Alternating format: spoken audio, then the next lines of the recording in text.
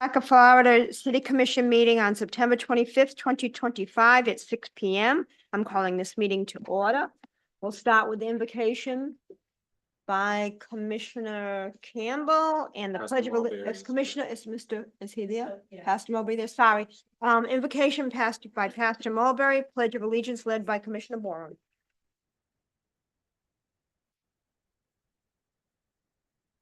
Well, then, Father, here we are again in your presence, thanking you once again for the opportunity to come together. Pray, God, your blessing upon this constituents on tonight, God, that you would give the wisdom that is necessary to lead, guide, and direct. God, every question, every answer, you know all things as it pertains to the moving this city in the right direction. We pray, God, for your wisdom now on the heads of these, thy leadership that you have provided. We thank you and give you glory for them now. In Jesus' name, amen. Amen. Please join me in the pledge. Pledge allegiance to the flag of the United States of America and to the republic for which it stands, one nation, under God, indivisible, with liberty and justice for all.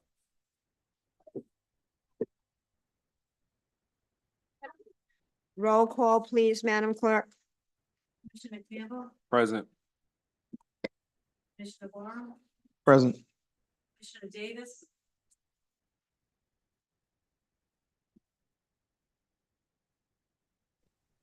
Commissioner Jones. Mayor Guerrero. Here. Here. Present. We have quorum. Thank you. Approval of minutes for August 27, 2025, Commission Budget Workshop, August 28th, 2025, regular meeting, and September 3rd, 2025, Budget Workshop meeting. Motion to approve minutes items A through C as printed. Second. We have a motion, a second. All in favor? Aye. Any opposition? Thank you. We'll move on to public recognition, presentations.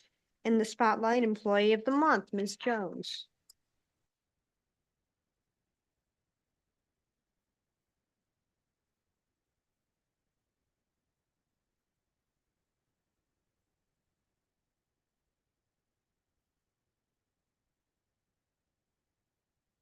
Good evening, Madam Mayor, Commissioners. I'd just like to take this opportunity to say thank you all for allowing us to move forward. This is our third year into the Employee of the Month in the spotlight that we've been recognizing employees. And as we move into our 25-26 fiscal year, we're not only going to, it has actually birthed a new, so we will be doing Employee of the Month on 2 of the months, and on the 3rd, we will be recognizing a department. So it has increased, thanks for the input of the commission, as well as staff members. So that way we'll get to encompass a lot of more people and recognize what the departments are doing as well as the individuals. So again, I'd like to say thank you all for funding and allowing us to move this forward for our 3rd year as we move into our fiscal year of 25-26. And for the month of September, we would like to take this opportunity to recognize our Employee of the Month, Mr. Eugene Cobbs from our Sanitation Department.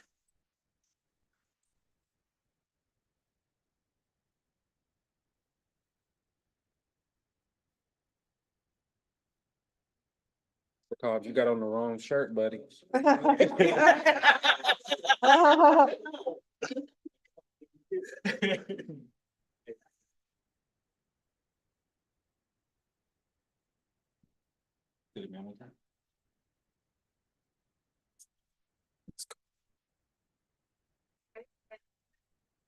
What you in the picture? Oh, you want me to? Okay, very good. I'm sorry about that. Okay.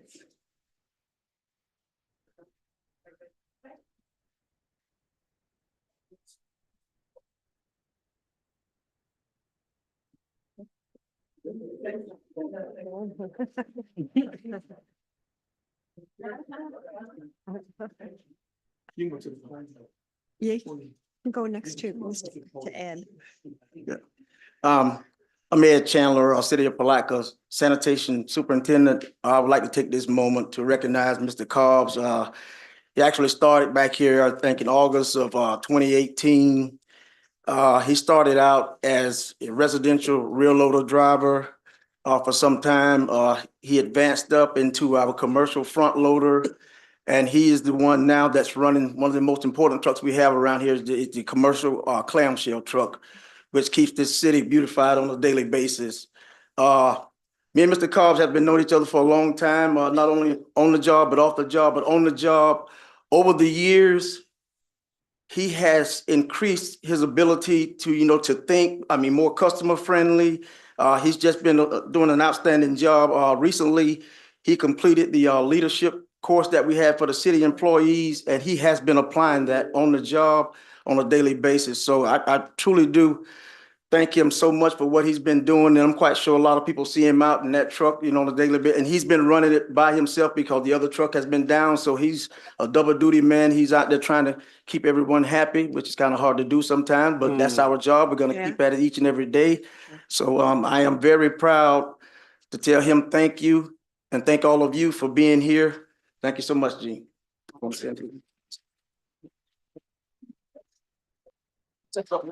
On behalf of the sanitation department and the guys that I work with, we thank you all for being here to hear and just give thanks to everybody for what you've done and what you're gonna do for the sanitation department. Thank you.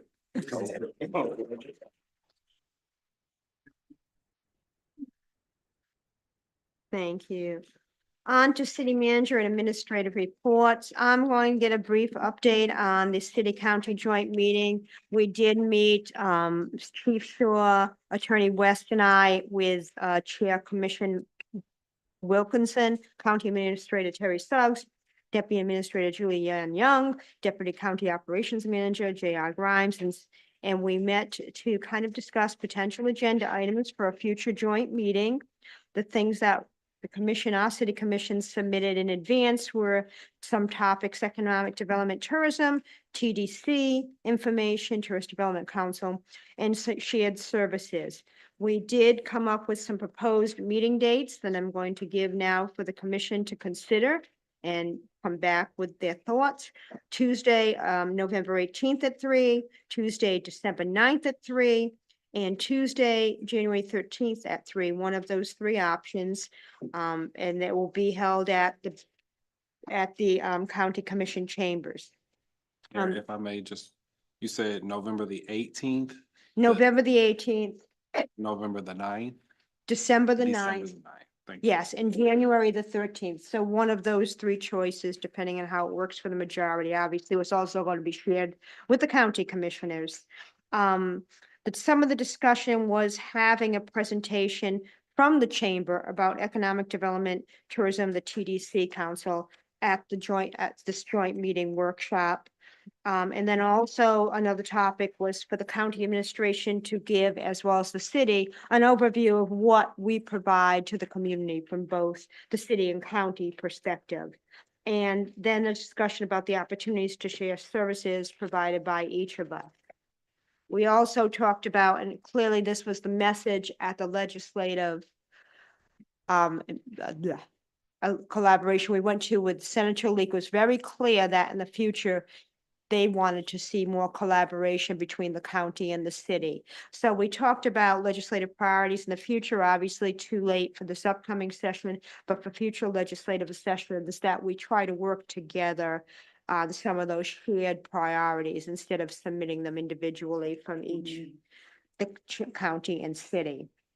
And then again, there was a brief discussion about urban city boundaries, utility rates for people beyond city boundaries. Apparently in the past, there was a user rate. We're trying to research that a little further. But those kind of things came up as future discussions. So I think the key is that we need to find a date and maybe bring forward some of the items to discuss in the future, but maybe more of a workshop type of overview at this first time that we do get together. The other thing I wanted to mention, and this is not in regards to this specifically, but that maybe it would be helpful at this point or at some point in the agenda to come up with commissioner community reports. All of us participate on other boards, and it'd be helpful to share that information with all of us. I mean, it would be a brief presentation, maybe during this period of the agenda of city manager and administrative reports. By the time we get to commissioner comments at the end of the meeting, the audience has fled and the commissioners are ready to follow right behind them. So it might be helpful to have that on the agenda earlier in the agenda and provide that information, not just to the commissioners, but to the community at large. That's all I have. Is there any questions? Mayor, it's not a question, but I support that. Your last statement with regards to bringing commissioner statements up closer, however, with whatever the proper terminology or term that you use. I think that would definitely be something. We actually saw the benefits of that when we changed the staff reports to being at the beginning, and I think we have more of a packed house at the beginning of the meeting versus in the latter part of the meeting. So I support that. Thank you. Thank you. Well, I support that as well. But I think sometime when we say we want to have meeting efficiencies and different things of that nature, I would support that as long as it doesn't really extend the meeting out. Sometimes we have packed agendas and to have some of us on multiple boards. So if you want to really hear it or you want to get a summary of it from each one of the boards that we operate from or participate on. So however the board is willing to do that, just consider staff time and the community as well. So I'll be happy to type up summaries from the boards that I'm on. Yeah, and I think when I suggest, I'm suggesting a brief synopsis. I'm not suggesting a long draw. It would have to be brief for all of us to get it done and fit it into the agenda and not extend our evening. You have to really consider the number of boards and then, because sometimes you just can't really just say just a couple, 2 or 3 lines. Some things require a little bit of education around explaining what that board does or what that particular thing from that board provides. So we can play it by ear.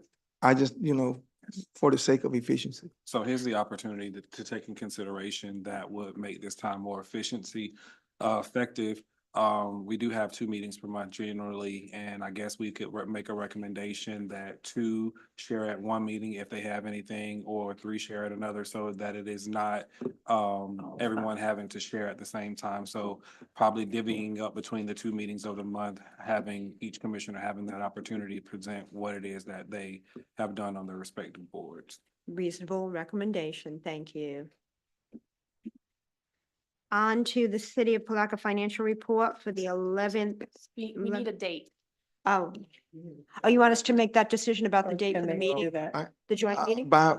Okay, so what's the drop dead date? Because you say we got November, we're in November and December. January. So do we have to make it right now? We can't have time to. No. I was thinking that we would bring it back simply because also there are 2 of us not present physically, but if you have, I'm fine with any of them, but. I would just make the recommendation on the 18th. For some, they may be traveling to NLC, Okay, the National League Conference. So that starts on the 18th. So Yes. okay, well, that eliminates that one. That leaves 2. Put a placeholder on the first meeting in October for that decision to be made by the board. Yes, please. And could possibly we email those dates to folks? Will do. Thank you, so Yeah. they can see them. Ms. Pierre? Everyone can hear me? Okay. And these are the unaudited results of operations for the period ending August 31st, 2025. On your screen is the summary for the overall budget or budget to actuals. Please note the annual budget has been divided equally into 12 periods for the purpose of this presentation. Actual cash flows may not follow this linear pattern of receipt or expenditure. Certain special revenue funds that are not part of the budget process are excluded from this report. The report also includes a comparison with the previous fiscal year's results through the same period. This feature will provide the reader with additional insight into all the fund's operations. This report represents the completion of 91% of the 2025 fiscal year. The general fund revenues year to date are $16,120,236, and that represents 67% of the budgeted amounts for fiscal year 2025. General fund year to date expenditures are $16,111,583, and that represents 67% of budgeted amounts. Their general fund encumbrances are $1,039,360, and these are excluded from expenditures. Encumbrances are a function of budget used to track and manage future expenditures by reserving funds for specific commitments before they're actually paid. General fund cash and investments are 19.4 million, and Palatka's reserve general fund balance is budgeted at 23.3%, which exceeds best practice guidance by 6.6%. And that's on page 27 of the packet. The enterprise funds does not have a requirement, but it is still budgeted. Our airport funds revenues year-to-date are $2,264,971, and that represents 44% of budgeted amounts. Airport expenses year-to-date are $2,086,168, and that represents 40% of budgeted amounts. ARPA fund revenues and expenditures year-to-date are $384,744, and that represents 25% of budgeted amounts. The Better Place Plan Fund revenues year-to-date are $3,623,161, and that represents 24% of budgeted amounts. Better Place Fund expenditures year-to-date are $3,607,563, and that represents 24% of budgeted amounts. The Golf Course Fund revenues year-to-date are $105,175, and that represents 60% of budgeted amounts. Golf course revenue expenses year-to-date are $182,030, and that represents 104% of budgeted amounts. The sanitation fund revenues year-to-date are $3,326,480, and that represents 83% of budgeted amounts. Sanitation fund expenses year-to-date are $2,880,923, and that represents 72% of budgeted amounts. Utility fund revenues year-to-date are $11,292,953. That represents 43% of budget amounts. Utility fund expenses year-to-date are $11,287,220, representing 43% of budget amounts. Our tax increment fund revenues year-to-date are $931,104, representing 43% of budget amounts. TIF expenses year-to-date, $334,392, and that represents 15% of budgeted amounts. And that concludes my monthly report. Thank you. Any questions of Ms. Pia? Any, Ms. Commissioner Davis still there, or Commissioner Jones? Any questions? Thank you. Thank you. Palatka Gas Authority Board of Directors, Ms. Carter. As requested by the Board of Commissioners, I am attending the meetings with the Palatka Gas Authority Board. The last meeting was September 11th. The important thing was that the financial report for July was provided. The motion for the budget for the next fiscal year was presented and approved. Additionally, a new employee as a meter reader was approved for the next fiscal year. They are also looking at proposals from Civic Plus to upgrade their website so that it is ADA compliant. However, they did request 2 more additional quotes. They have budgeted more gas detectors, and they're looking at a request from a development to provide natural gas services. All in all, the Palatka Gas Authority Board is moving forward and developing even more revenue streams. Any Thank questions? you. Thank you. Any questions? Thank you. On to Willis Water Treatment Plant, taken off consent agenda. Sean? Good evening, Madam Mayor, Commissioners. Tonight is good news for us again. I applied to have us removed from the consent order now that we are passing all our water tests and we're looking good. It came back from DEP, they approved it. So we are now entered into an in-kind project. Instead of paying all the fines that we accrued over the years, we turn around, we spend 125% of that into equipment for the plant instead. So instead of, I believe the number was just over $5,000, we're spending just over $7,000. We're getting a new turbidity meter. That's to help regulate the particles in the water so we can see what's going on with them. We're getting push-to-talk radios for during the storm, so I can communicate with everybody at the wells, along as other departments. We're getting a Hawk not DR900 handheld testing meter. This is so when we're out at the hydrant or the wells or even in the front yard, we can test it right there. We don't have to send it out. We don't have to wait for it. We'll have results now. And then an arc flash suit, and that's for my mechanic.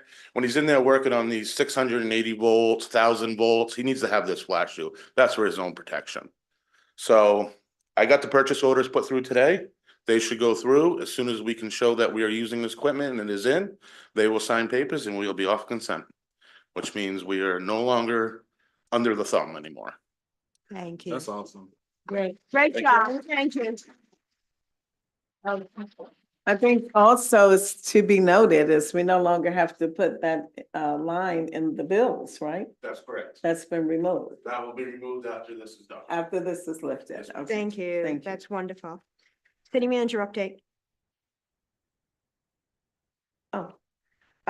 Okay, so yes, I just want to give an update about the completion of our new phone system. It is completed and the fact that we are finally in the midst of separation of our servers. As you know, that's a project that we've tried to get implemented maybe for 2-3 years, the police. And so this is finally in the midst of being done. I did attach a timeline, letting you understand what has been completed, and our next steps. And that started this Monday, that we started receiving the equipment to hopefully complete the server separation. And this will bring us in line, the chief of police could explain better why this was necessary, this particular project, separation of server. Sure. Good evening, everyone. The importance for the separation of service, it brings us into compliance with our CGIS, compliance with FDLE. In order for us to move forward and continue to operate in a successful manner and accurate manner, we needed to be able to separate both the servers, the city servers, the city portion from the police portion that as it has existed for a number of years here at the city. And I will say the work was being done at the police department just the other day. And from what I understand, they did successfully separate it. And now we are finally, I know this project has been on the agenda for everyone, for the list for IT to complete for a number of different years. And it's finally come to fruition and it's been completed. Yes, Great, thank you you. so much. And we would like to commend our liaison for how well he has worked with Inspired Technology in the city. And this is what allowed us to finally complete an assignment that is critical to our data with our police department. So I'd like to say thank you. And our assistant, acting assistant city manager, I'm asking if he has a report. At this time, I don't have anything actually to report on. I have been working tirelessly with all of the department heads and other members of the city, not only to get caught up and have an understanding of what they're doing in their own respective areas, but to be able to assist them, to facilitate them, to achieve their whatever project they have to move forward so that we don't halt what we're doing in the city, that the ship keeps moving. So I will say I've been very successful with that, and I've been very appreciative with all the assistance, all the information that I've been provided. It's been a little while since I've been back to school, but I've been walking around with a notebook for the last week and a half. I've taken more notes, and don't get me wrong, this is something that I do love. I love being able to get educated and receive more information. That's something that I've always loved throughout my life, but never knew it at this pace. And I'm proud to say that I've been here for a long time, but I've got a better grasp on what the city does in its entirety just this last week than I've ever had. And it's nice to know that all of our departments is working tirelessly and getting a tremendous amount of work done. So the opportunity to spend time with them has been beautiful, and I've enjoyed it. Other than that, if you have any questions, I'm willing to answer any questions you may have. Well, I still got some on the city manager reports, but I'll wait till you finish before I make my. I have nothing further. Thank you. Okay, well, I want to, thank you guys for everything you're doing the past few weeks or what have you. But we're doing a lot of really, really good things in the city. And then we also have challenges as well. Yes, So sir. basically what I like to see at some point to be able to get, given the current situation with just the current structure, reporting structure we have right now, like the request updates on, all of the non-compliance related issues that we have at the airport and any new updates since the time these issues came up, concerns were, brought to the commission's attention. So anything as it relates to whether it's the ski club with the lead bird shot, I know you sent an email out Yes. with that. And so, and we were supposed to be getting an update from the email you sent. You say that you had spoke with Florida Rural Water Protection Agency. Yes. So we need to continue to stay Okay. abreast of these things, and we want to also keep the community up to date as to what we're doing, because we certainly don't want to get hit broadsided with anything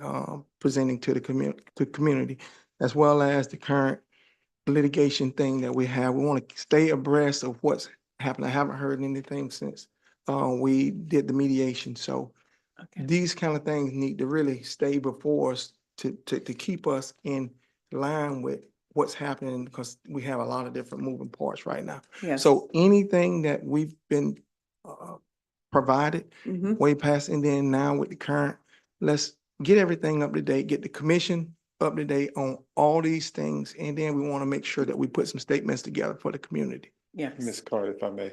Let me talk about the FAA. I would. Commissioner, we noticed there was some things that we could do as far as a little bit better as far as sharing information. And speaking with that this week, we identified some different things. You all are familiar with the department head reports you get on a weekly basis. We've established something slightly different. I think Ms. Carty reached out to all of you and identified that we'll be having the attorney legal provide a report on Monday for you guys. And our intention is not to overload you with all the reports on one day. So we want to spread them out through the week. So you have a little bit amount of time to read and digest the information. And then if you have any questions, you'll be able to get back with us. But you'll see the attorney's report at the beginning of the week on Monday. You'll see the city manager and assistant city, acting city manager on Wednesday, and you'll see the department heads on Friday. And that is the ability to make sure we gather as much information and get as much information to you as possible, so that you can be kept up to date and familiar with what's going on in our respective areas. Right. Yes, I seen that, but the thing, what we often don't, we need to provide the guidance. So if we don't give you guidance, then we don't, whatever report you give us, that will be the report. So with a little bit of guidance provided, that those specific things need to be provided so that we have what we need. Understood. That's what I was asking. Yes. Understood. And you will be receiving an update by Monday on some of the outstanding matters that we're working on right now. Thank you for guidance. Thank you. I have a question, and this was more so when we transitioned over to the Microsoft 360, there was a initial ask if there would have been a drive that we would be able to go to receive or for reports that were given, that they would be put in a drive of sorts. Is that still an option? Email is fine, but I think having that option, because I sit often on the computer, and when I go into the Microsoft, there's different options and it's a little easier to navigate if we were to have a specific drive. Is that still an option? That can easily be an option. I will work with Mr. Williams and we'll set that up. And Yeah, I that think would that's be just great. another way to be Right, able to because access we have that information. one drive, you could. Absolutely. That would be Mhm. great, because we certainly all get a lot of emails Yeah. from. Right, Yeah, I'll and people follow do up that. on That would be that. great. Thank you. Great idea, thank you. Thank you. Any further questions? I'm going to open the floor to public comments. These are public comments for items not specifically mentioned or listed in the agenda. The speaker is limited to 3 minutes. No action will be taken on these items. Please be respectful and give us your name and your city or town of residence. Is there anybody here for public comment on general items not listed specific in the agenda? Seeing none, we'll close public comment. On to consent agenda. Are there any items to be pulled from the consent agenda? I want to pull,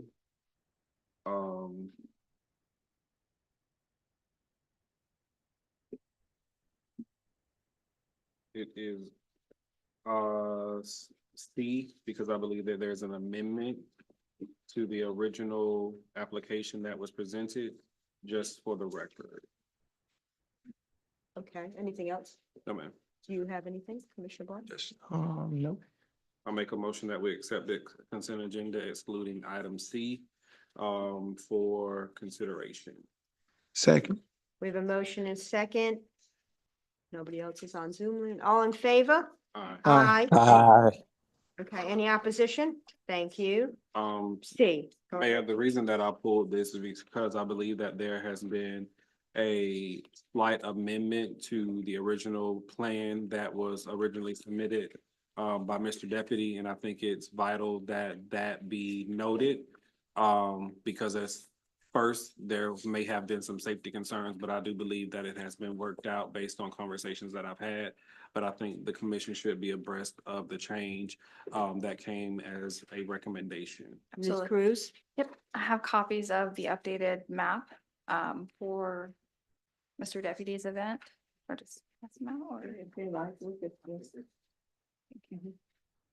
Thank you.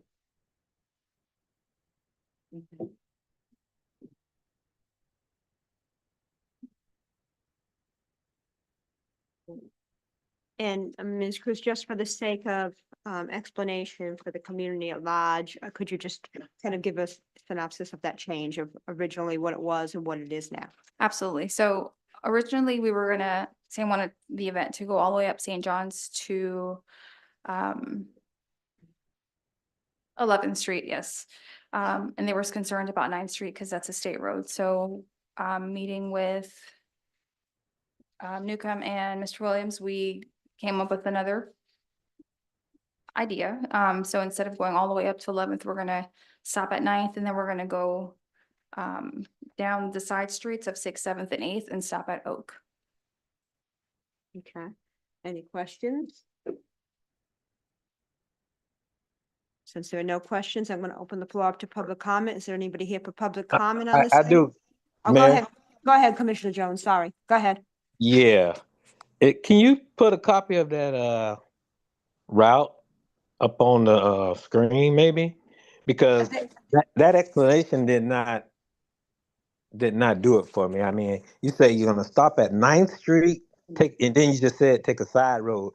I mean, that's not really a clear direction. Could you tell me exactly? Well, we'll give you more information because at this point, it's not possible to put the map up. It would have needed submission in advance for, anyway, it can't be done. So we'll try to clarify that with further information. Go ahead, Chief Shaw. Commissioner Jones, I'm gonna do my best to describe it to you so that you understand. We're gonna go on St. John's. The map is going to push from 6th, if I'm correct, to 9th Street, and then it's gonna go both north and south off of St. John's on the side roads, all the way up at 7th, 8th, 6th, 7th, and 8th, or just 7th and 8th? 6th, 7th, and 8th. So you'll see it go over to on the side roads from 6th, 7th, 8th, go down to Oak going south, all the way up on each one of the side roads, and then on going closer to the Reed Street access, but not all the way on to the north on all 3 streets as well. Did that help, Commissioner Jones? No. So you're saying just giving landmark. So on 6th Street, it will go down by First Baptist Church. No, sir. So we're gonna travel west up towards the police department. So we're gonna go Okay. from 6th Street to 9th Street on St. John's. 6th to 9th, yes. Yep, and then when we go south, we're only gonna go over to Oak Street, which is one block over. You're not gonna go all the way past Oak, you're gonna go up to Oak Street. They're gonna have the opportunity to utilize that street not only on Sixth, but on Seventh and on Eighth. Okay. And then when Okay. I'm sorry, go ahead. So you're not going past Ninth. So on Eighth, you're gonna turn back to St. John's Avenue? So yes, we're gonna go up to Ninth and it's gonna block at night. We're blocking Ninth off. So you have the ability to go up and down St. John's Avenue, but you'll also have the ability to turn, which is on the side streets of 8th Street on St. John's, and be able to go north and south one block each way. So it'll be Jeez, I closed to thought the initial- vehicular and pedestrian, or just. I pedestrian. thought the reason for it is because you couldn't block off 9th Street. Is that what you originally said? We're in the we're opening not we're not blocking 9th Street, we're blocking St. John's at 9th Street. 9th Street will remain open to flow. St. St. John's will John's. be I blocked got off. you. I got you. Okay. All right. Thank you. Now that cleared it up. Thank you. You're welcome. Thank you. Is there anybody here for public comment on this item? Seeing none, we'll close public comment. Do we have a motion? To approve. Second. We have a motion, a second, all in favor? Aye. Aye. Any opposition? Thank you. Do we want to take a recess since it's on here? No, well, I don't either, but I'm just asking. It says Auditor Selection Committee. Ms. Pierre?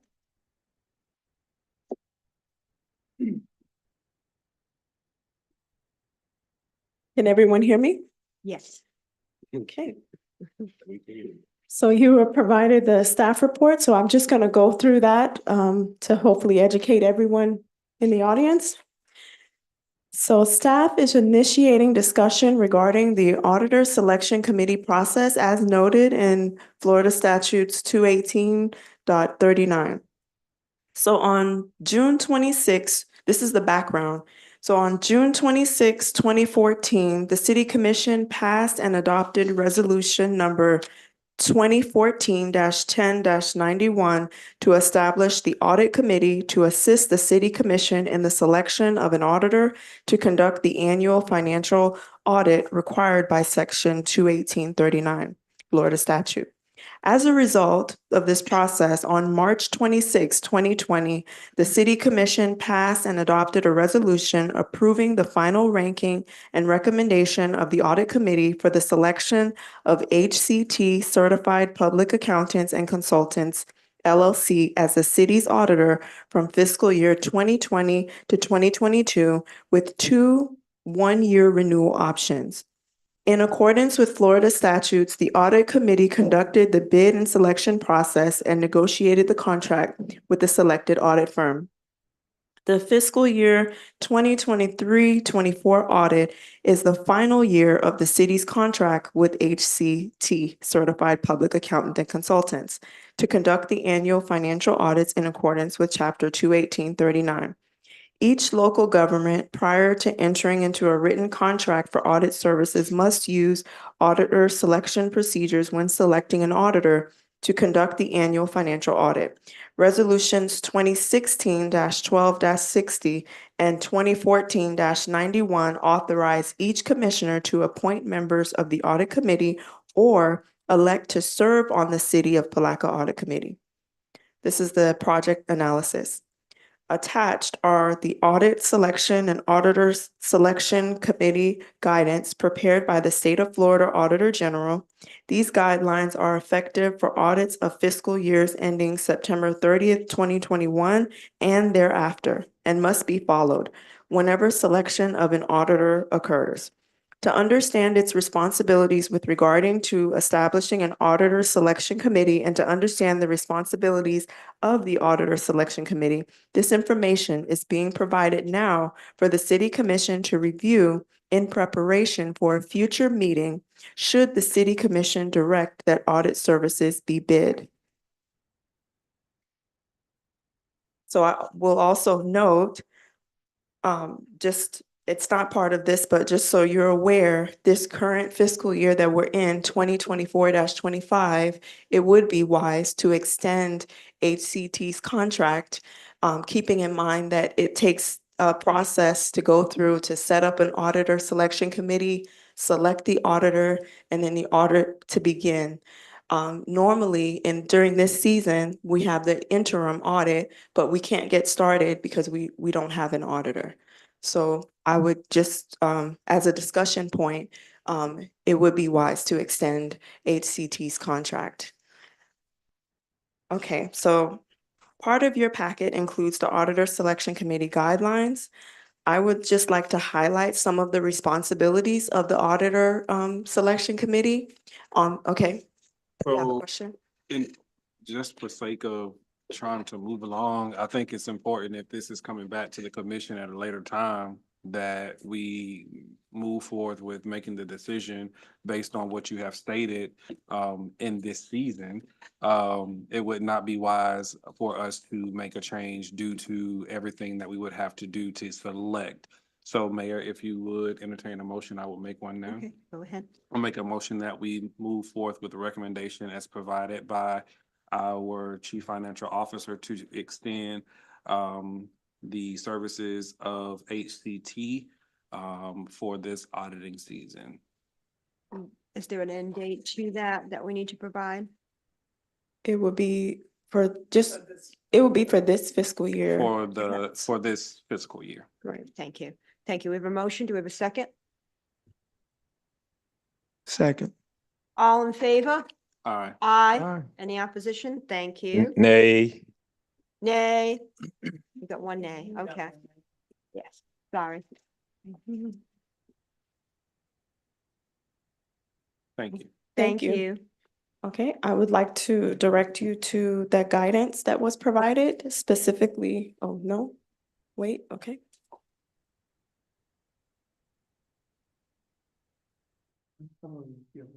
Just a brief commentary. Go ahead.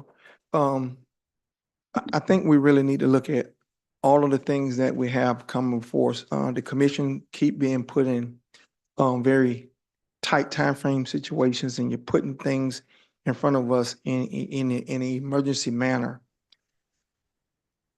Being in finance and knowing how these things work, looking at all the contracts, please get all of the contracts that we have that's out with whatever that we need to continue to update or renew before us, so we know these things way in advance. We keep getting the same thing dropped on us in emergency situations, so thank you. And I would like to speak. Go ahead, Commissioner Jones.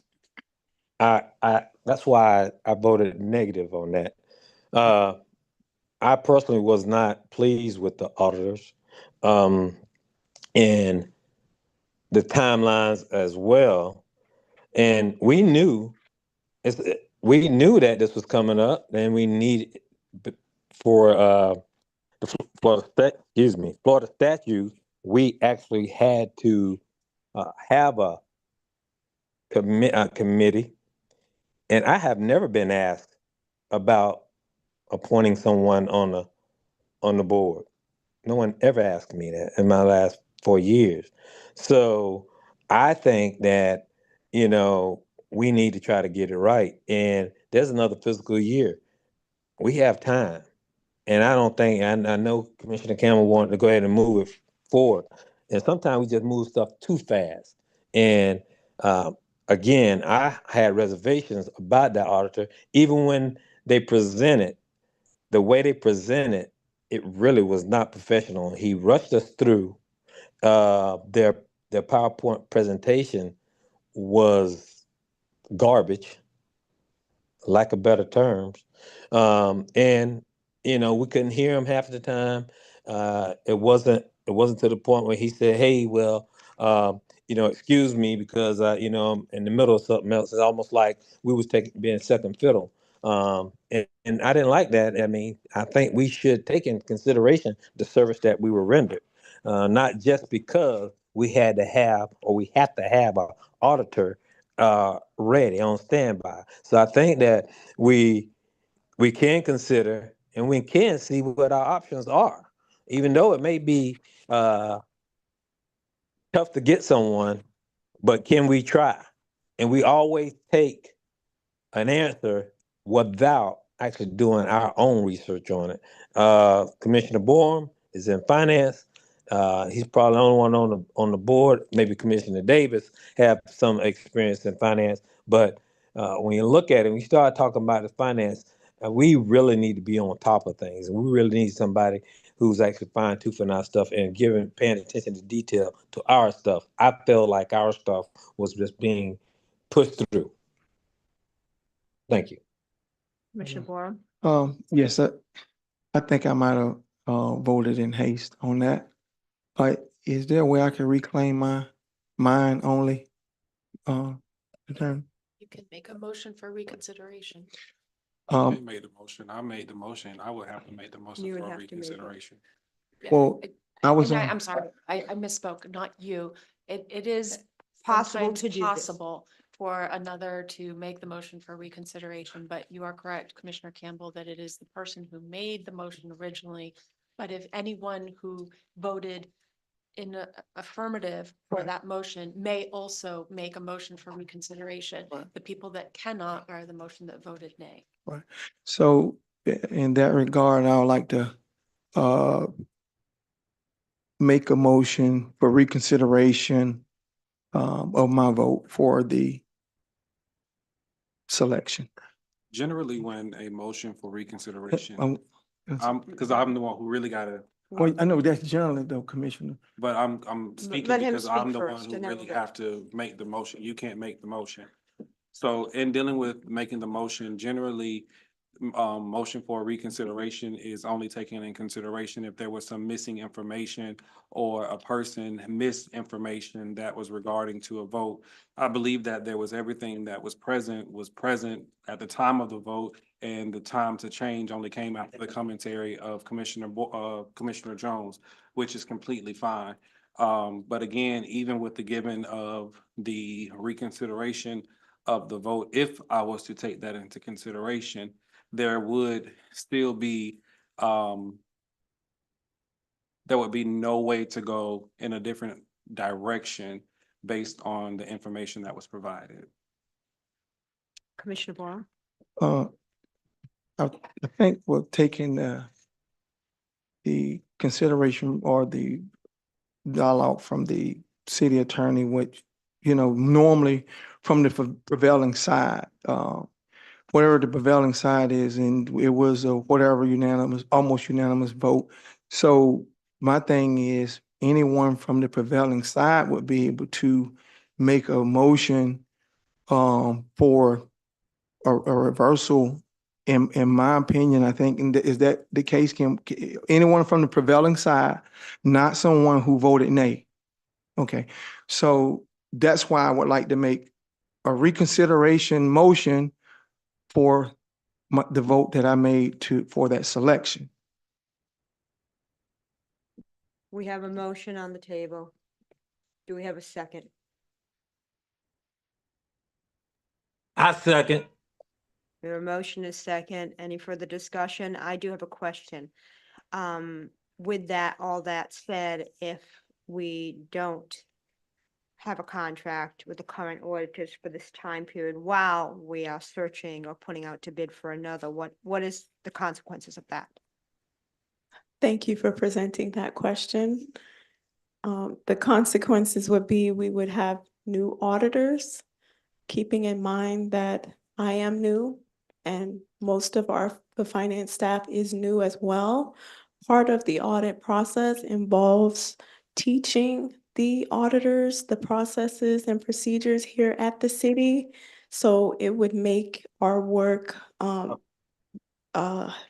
it's already hard when you're trying to learn, but then to have to teach the auditor something that you're just learning about. I'm talking about institutional knowledge, which HCT has. They've been preparing the audit for the past 4 years. They have the history, they have the knowledge. They worked with several finance directors that were within this, working with the city. So that seat of finance director has changed for several years. So that puts us in a place where I would prefer, if possible, to keep the auditors for an additional year. That would give us time to gain all the institutional knowledge from them, work with them to address any complaints or concerns that the commissioners may have. We can gather all of your concerns and address them with HCT and let them know we need to do better.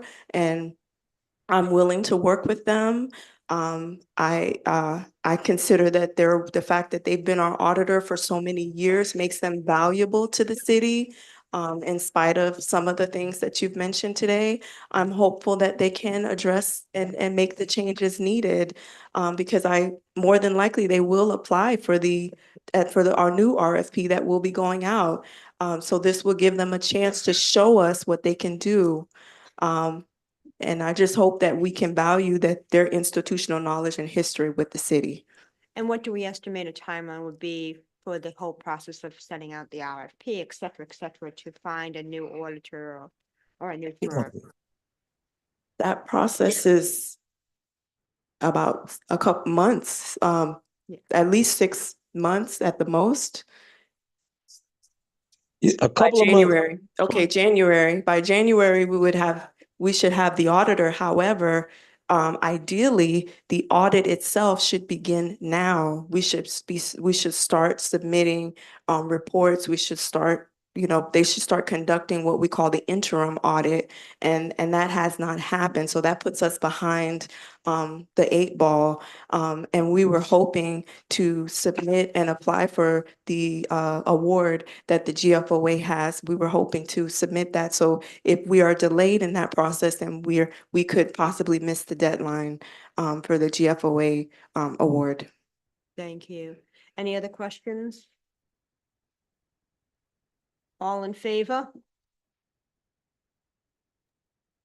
People for what? for the motion that you made in the second? Aye. Opposed? Nay. Nay. So what? Motion fails. Thank you. Hey, okay. So can I go back to the? Yes. Well, so we now have the original motion that was approved, correct, Ms. West? Correct. So now you can go back and finish, yes, go back to where you were, please. Okay, back to the guidance. So I wanted to direct you to page 3, which lists the responsibilities of the Auditor Selection Committee. There's a section labeled legal requirements. So just so you're aware, when we appoint the members of the committee, they would be responsible for the following steps.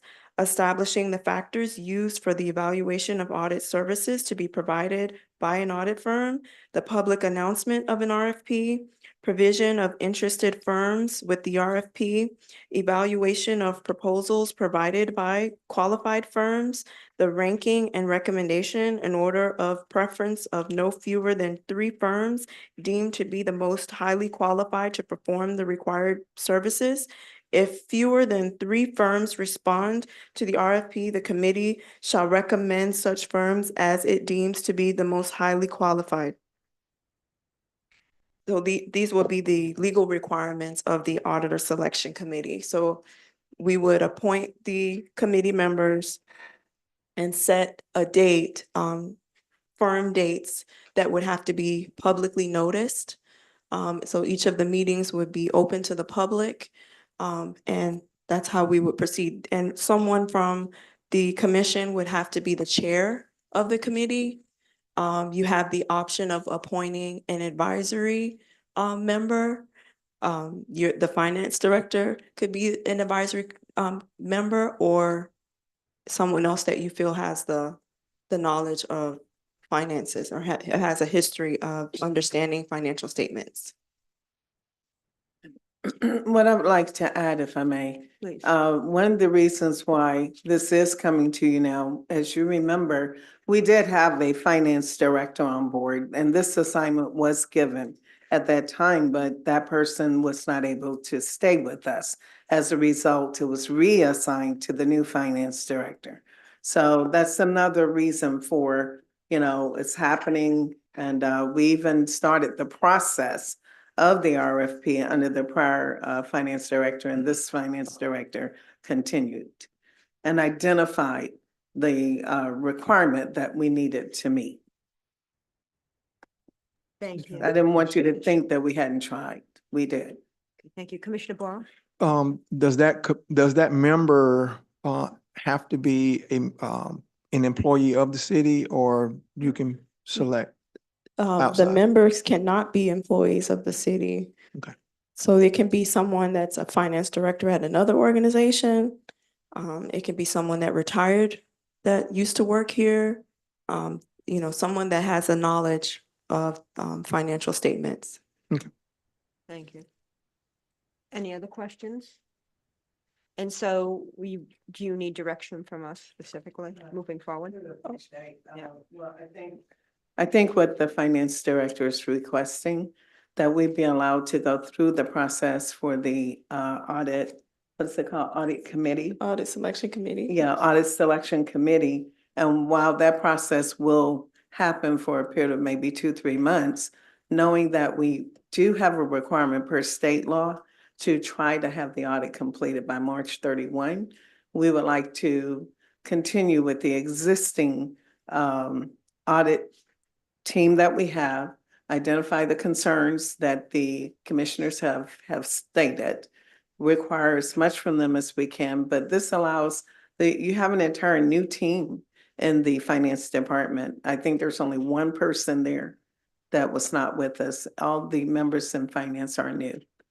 Well, we did vote to continue the contract for a Okay. year. That was already approved, so All right. that part is going, so I think it's the rest of the process. And so, again, for the commission, do we want, obviously, to give the finance director the ability to move on with the RFP process as it stands? And what do you need from us? Wait, Go we ahead. need clarity. Go ahead, Go ahead. clarify. Okay, just so you're aware, the purpose of today was to have the discussion so that at our next Good.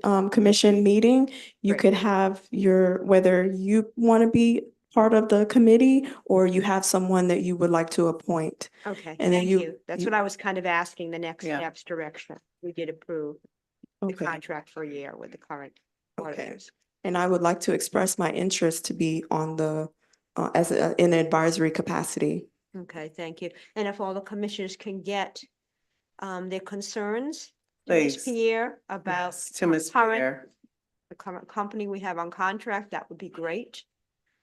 And we'll go from there and make some decisions about who we want for representation in the committee.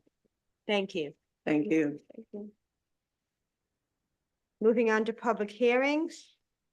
Second reading, adopt ordinance 2025-55, fee schedule and ordinance of the city of Palatka, Florida, amending the Palatka Municipal Code and amending Appendix A, fee schedule of the municipal code of the city of Palatka as it pertains to fees and other charges related to Chapter 34, fire prevention and protection, Chapter 46, offenses and miscellaneous provisions, Chapter 50, parks and recreation, Chapter 82, traffic and vehicles, Chapter 86, utilities, and Chapter 95, administrative fees, providing for conflicts, severability, effective date, and scrivener's errors.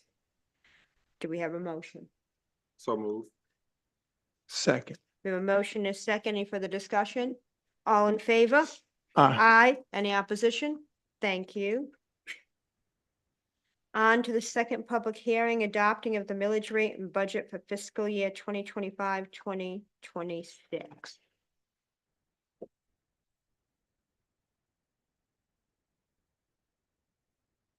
Do you have the script? I have the script. City Palatka Board of script, September 10th, no, it's September 25th, 2025. First, second public hearing, 6 p.m. fiscal year 2025-2026 millage and budgets.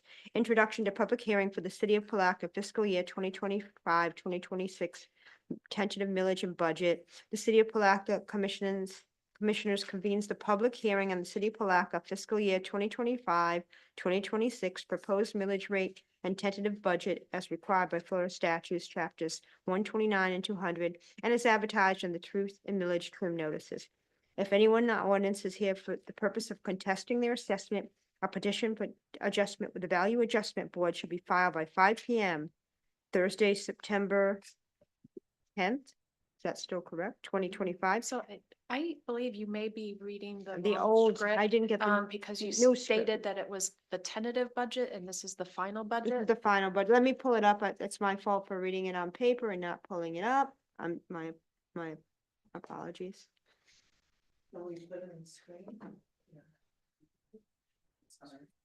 It's not, I don't have it. Mayor, I have it pulled up with you. You want to give it to me? I don't. Okay, my fault. You're the big one. Thank you, thank you.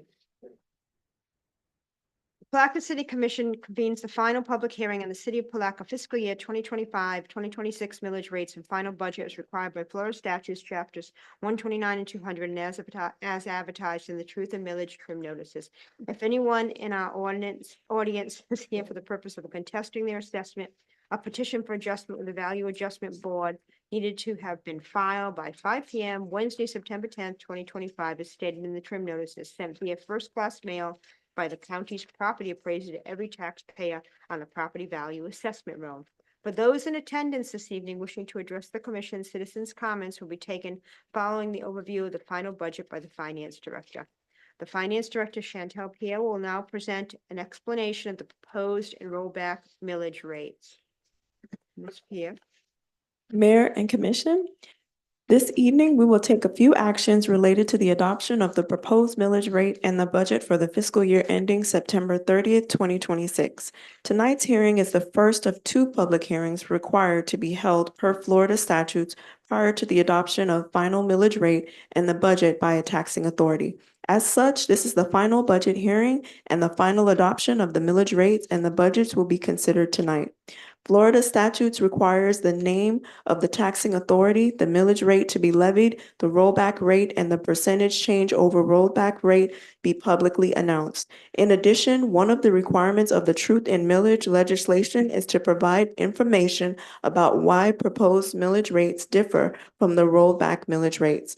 Rollback millage rate is defined as the millage rate which, exclusive of new construction, additions to structures, deletions, and property added due to geographic boundary changes, will provide the same ad valorem tax revenue for each taxing authority as was levied during the prior year.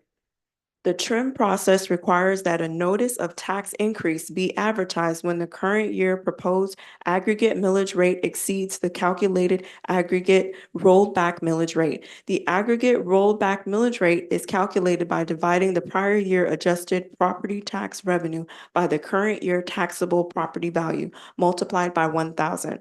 The current year taxable value does not include new construction and tax increment CRA values. For the fiscal year 2025-26 budget, the aggregate proposed operating millage for the city of Palatka is 6.4000 mils, which is 2.57% greater than the rollback rate of 6.2397 mils.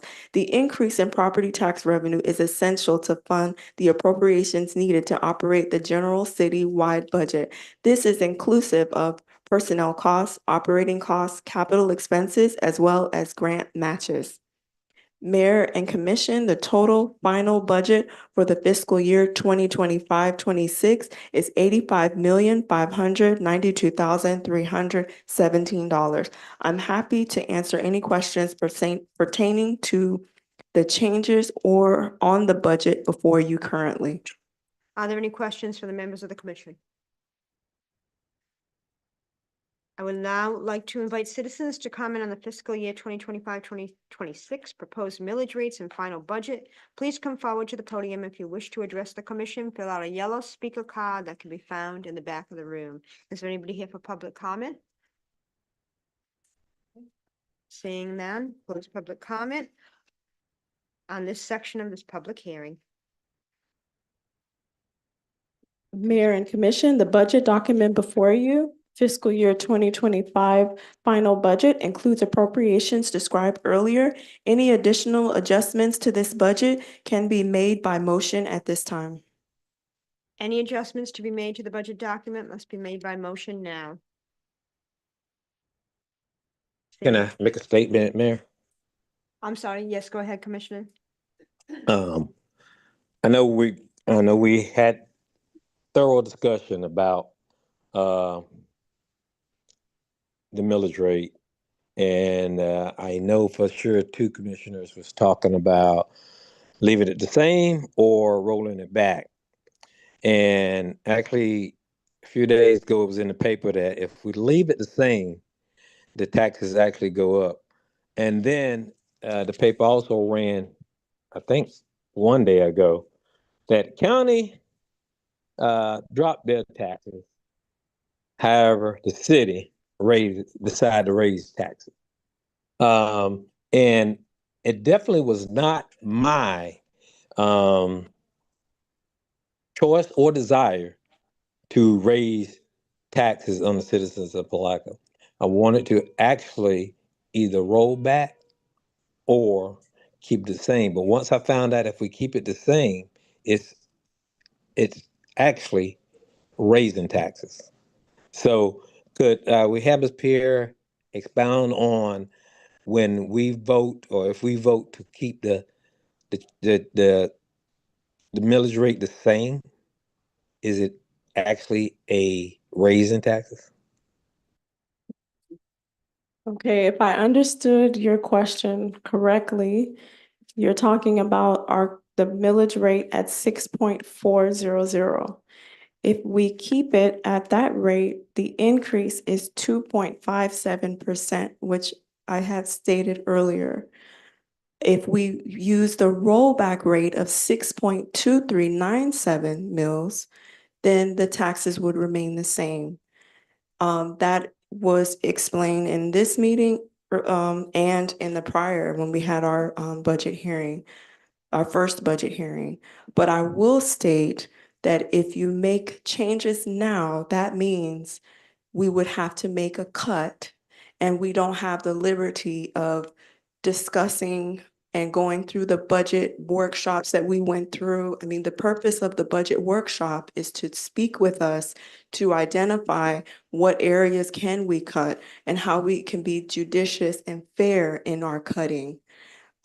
So I just hope you understand, if you use the rollback rate now, that means departments that provide valuable services to the city of Palatka would be cut. We would have to make cuts, and you wouldn't, I don't know how you would be part of those cuts. We would just have to make them because we're in the 11th hour. This is the second budget hearing.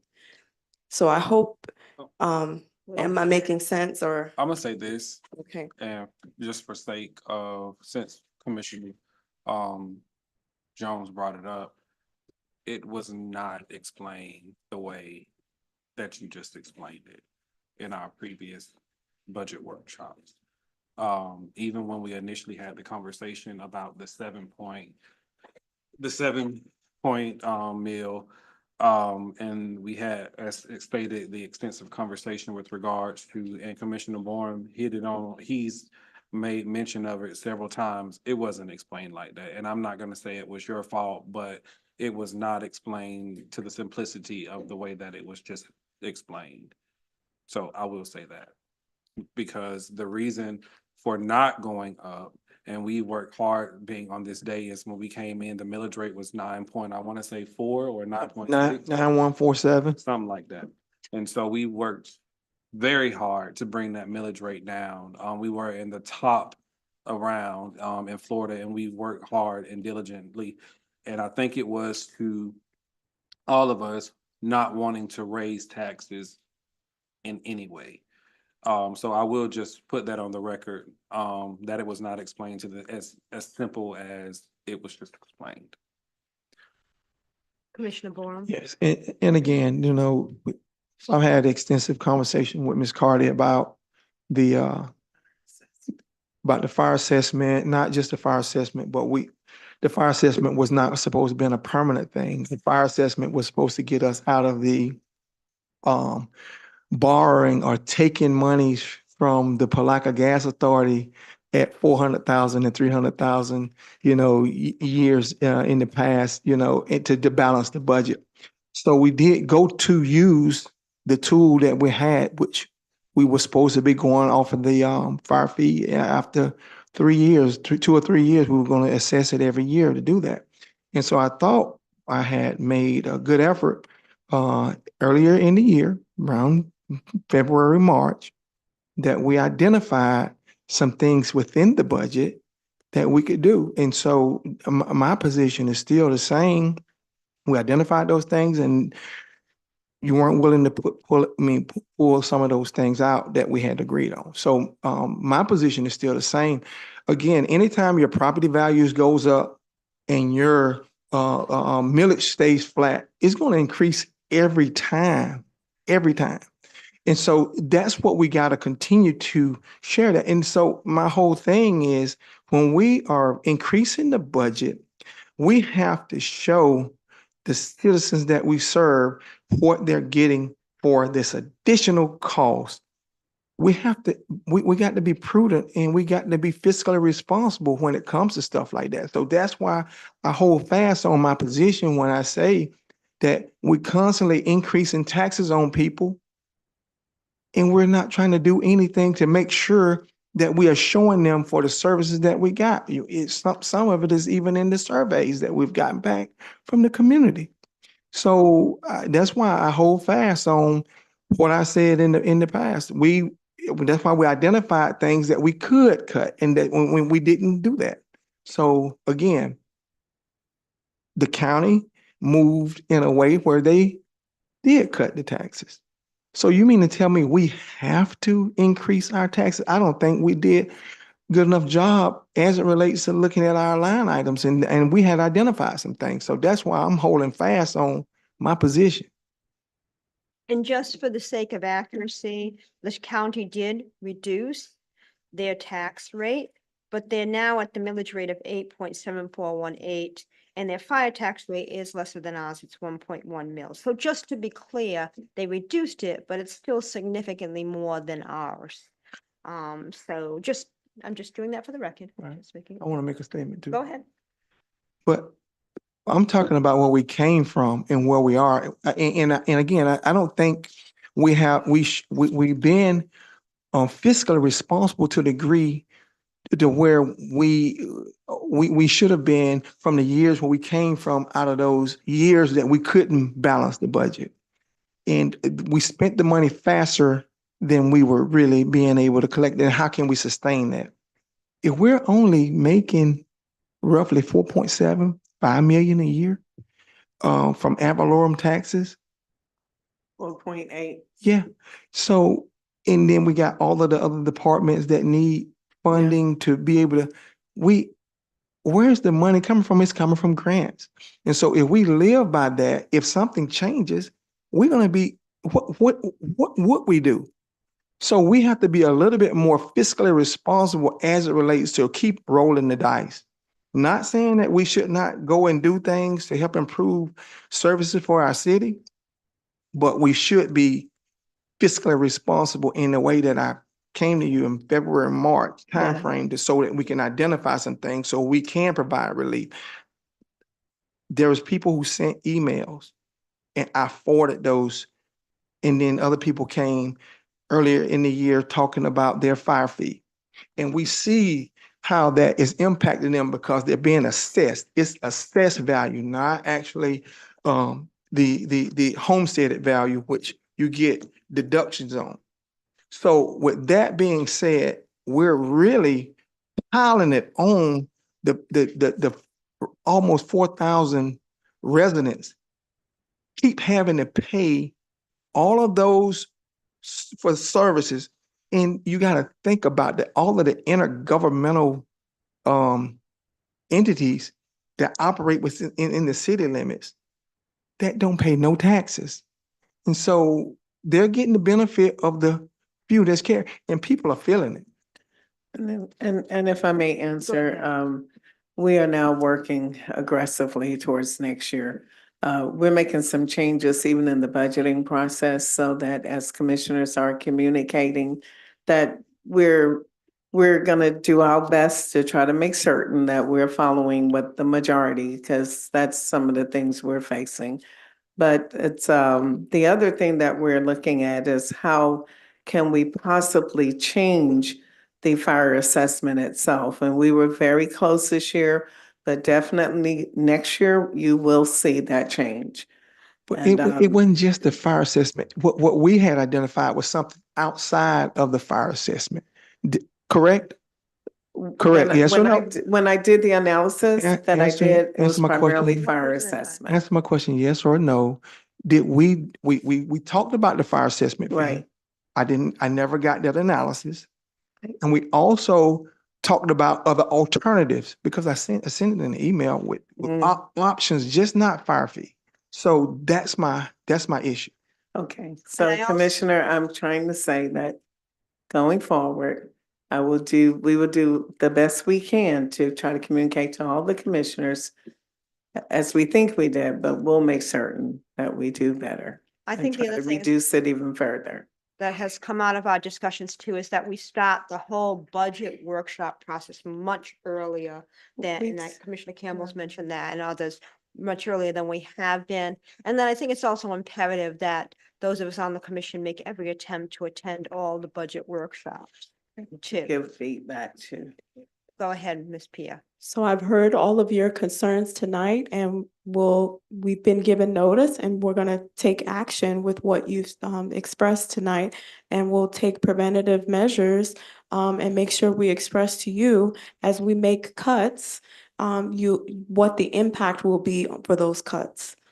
But however, here we are, and we need Okay. to approve a final budget. Right. And making any cuts now without going through the budget step by step, somebody's going to lose services or some department is not going to be able to function. So at this point, we still need a motion to approve. Mayor, may I Go speak ahead. one last time before we go to the vote? Okay. Motion. I understand everything Ms. Pierce said and Ms. Cardy, but Commissioner Bourne is right. I mean, we requested that, and the problem is when a commissioner is listening to the constituents and they're adamant about why do we have you up there fighting for us, and we keep getting the same results. And when we give directives, I think that we deserve the respect to at least have a follow-up. And these directives were not given right at budget time. It was really done prior. Secondly, it is on the city manager to look at every department and see what fat could be cut from these budgets. And I asked that question to the city manager. Are you going through looking at seeing what you could cut? Because what we don't want is tax hike. And we wanted that fire assessment fee to be adjusted lower. And I was told it would. Now, we go along with the vote and we may be at a gridlock. Where we go from there? Or we go for a vote and say, hey, listen, our millage rate, we want the millage rate to roll back. Where do we go from there? Do we lose services, or do we may trim the wish list from some of the departments that won't cars for everybody in the department, or everybody have 30-inch big screens in their offices. There's some things that could be cut. And I think that we really need to pay attention a little more. And I know offices and workplaces need to be where you can enjoy it. But at some point, someone have to manage those things. And my expectation is for those cuts to be made prior to them actually coming to us. That would have been my desire. But I wanted to say that, and I wanted to say how it could be done without us losing service. We don't need to lose anything from fire and emergency services. But there's some other areas where we can actually make cuts. So if That's I all. may, okay. No, no, no, no, no. I don't want to hear from Ms. Carter. I want to go ahead with the vote or the motion. Thank you. Thank Okay. you. I think we have to finish the script, right? We do. We do, but There's we a- have to, if there are any adjustments, they should be made now and approved by motion at this time. If there are no adjustments, no motion needs to be made. So the question is, are there any adjustments at this I time? know. I would like to see. I know Commissioner Jones cutting this party off, but I think it's given everything that has been stated that What's the would be to our benefit to at least Right. hear. Absolutely. tax thing? So if Go he ahead. doesn't agree, I. Millage. Go ahead, Right. Ms. What I was gonna say is some of the announcements that I had sent to the commissioners, it gave you the revenue stream for each of the options for the millage rate. If we did go back, I'm gonna say it, if we do go back to the rollback, at this moment sitting here, I cannot actually remember the value of the dollar amount.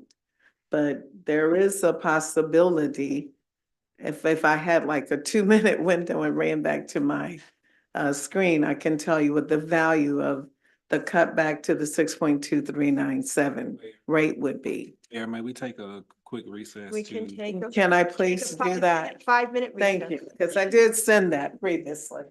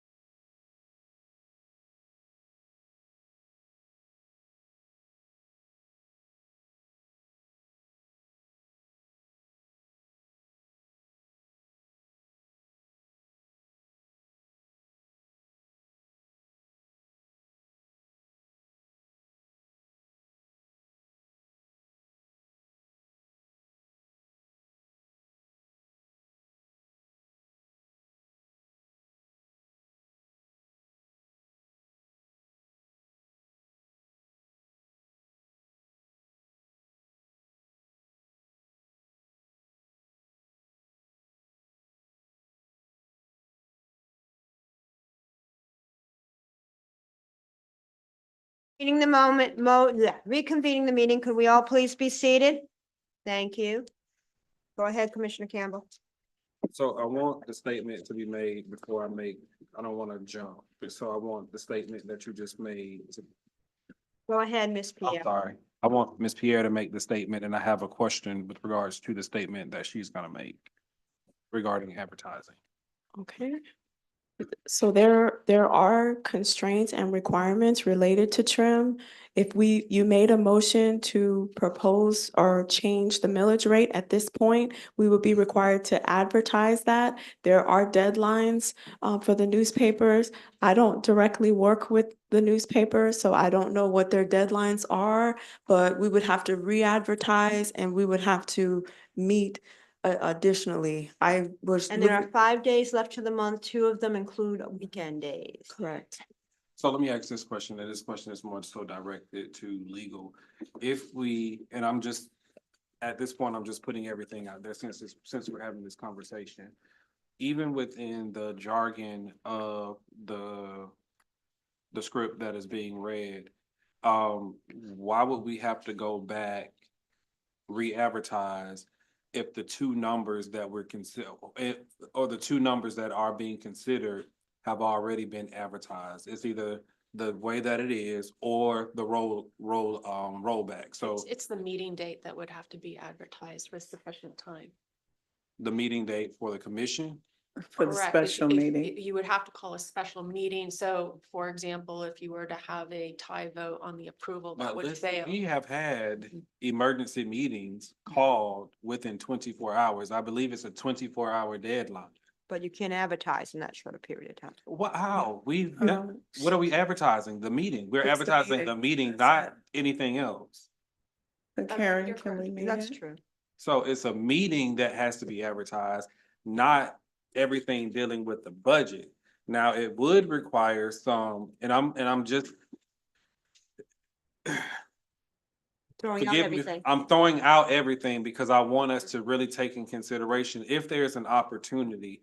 Again, one of the things, and I'm not putting it on Ms. Pierre because I understand that she is new. I understand that you were operating in 2 capacities before, and then you were trying to make sure.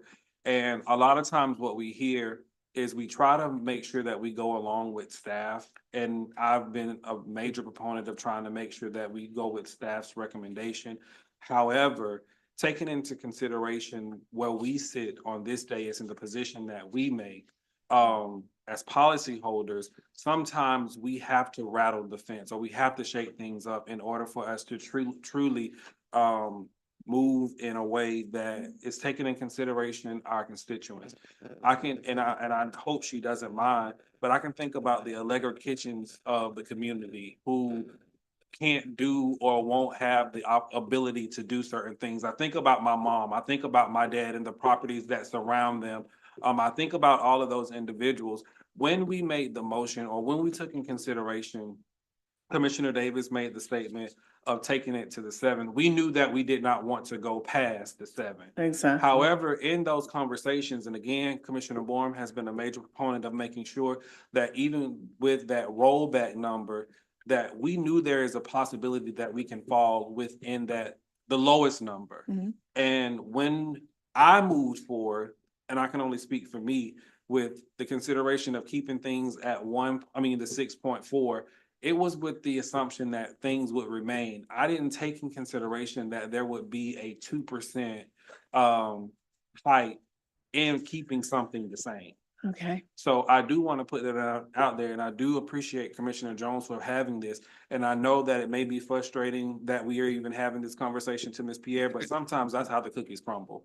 And I think that you all are not seeing some of the things that we are seeing when it comes down to how this commission is functioning. And if we have the ability to clear some of that up and tell our own story that we're truly taking into consideration, the Allegro Kitchens, the Brenda Campbells, all of those individuals that lives within these communities that are faced with the reality of 2% may not be enough, a lot for some, but that's a lot for a lot of people. So that's just what I wanted to say. Okay. But yeah, too, Commissioner, it's compounded. We got other taxing authorities too. We gotta think about that. We got other taxing authorities, and then we gotta look in the consideration. We were number 11th highest in the state, city of Palatka out of 411 cities. We have, right now, St. Johns County tax structure is lower than ours. Lower than ours. They're number 28 in the state out of 67 counties. So, but we're, as a county, Putnam County, we're number, no, the St. Johns County way down on the lower end of spectrum in terms of high. We are number, Putnam County, I think is around 18 to 20 something. So in the state. So we got to do a little more work here in trying to make sure that we are taking care of the people who help make the services available to us, because what you're doing is pricing people out.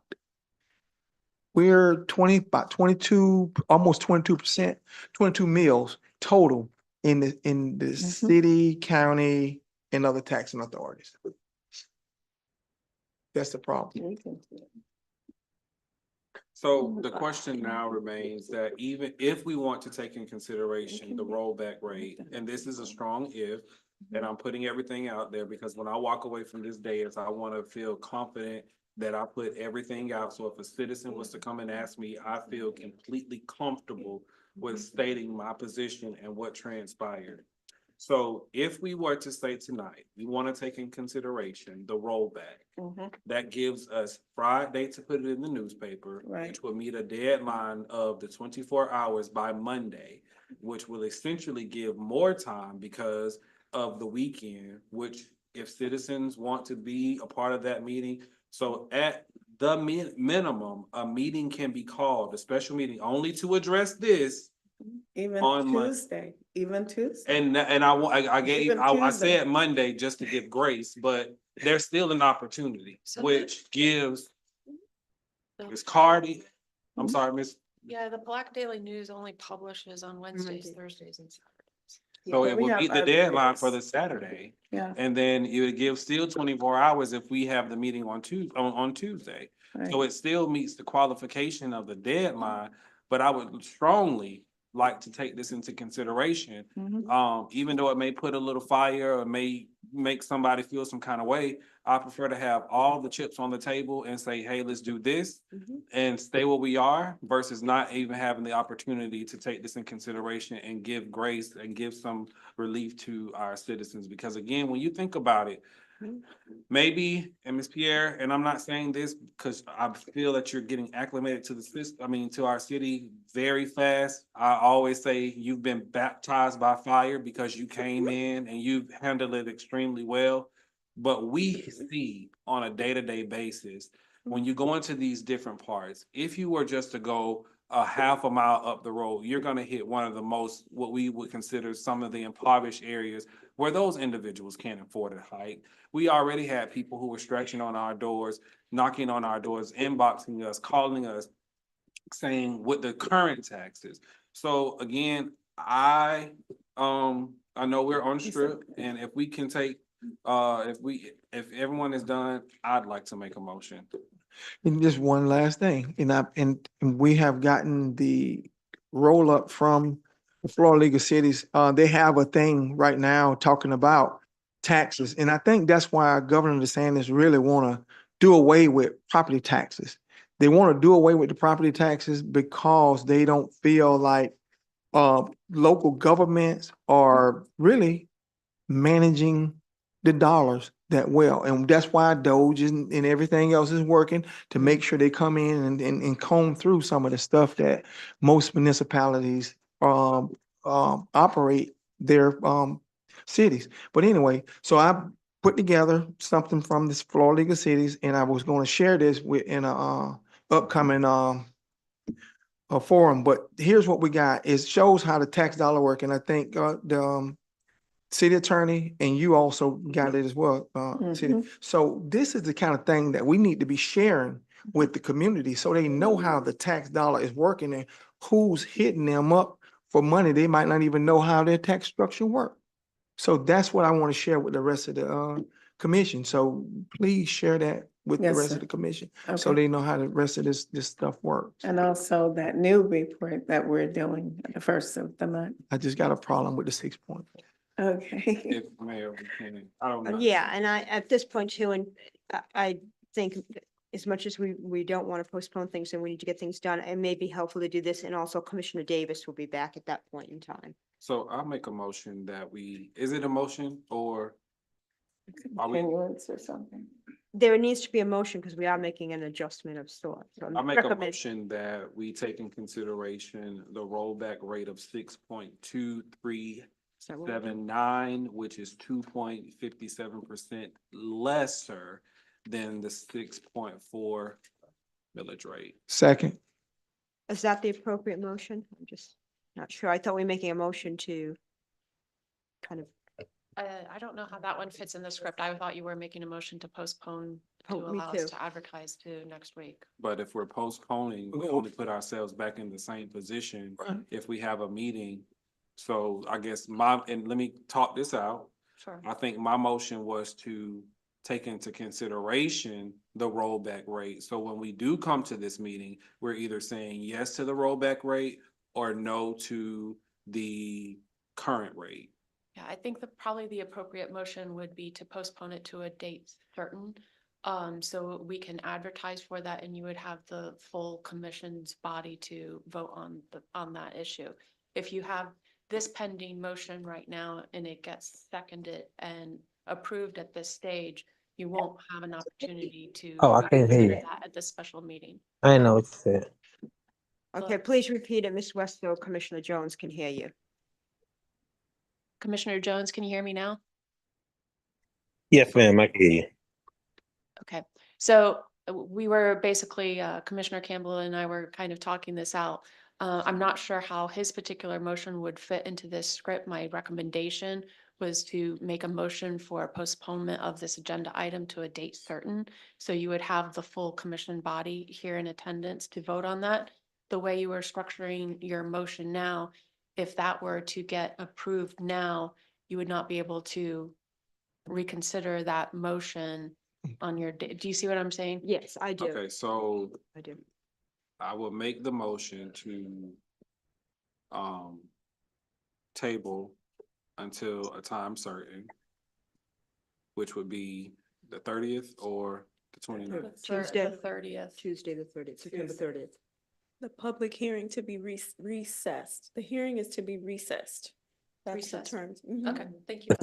Mhm. I'll make the motion that we recess Thank you. until the 30th.